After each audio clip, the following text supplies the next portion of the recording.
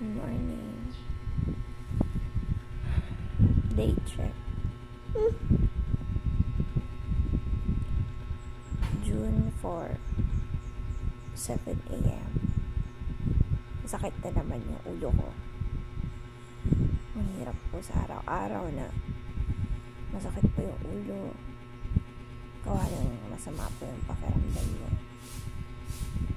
Dahil po hindi mo na-maintain yung low water. Hindi pwedeng uminom ng madaming tubig. Kasi hindi na kaya ng puso mo. No?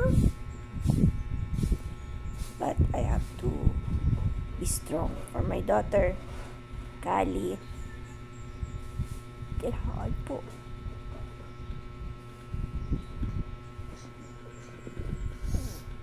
Tibayan na lang po talaga ng loob. Kailangan kong magpalakas para sa kanya. Para sa kinabukasan niya.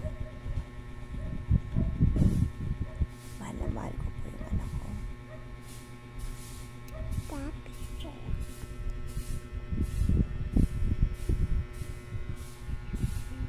Salamat po sa mga sumusuporta sa amin.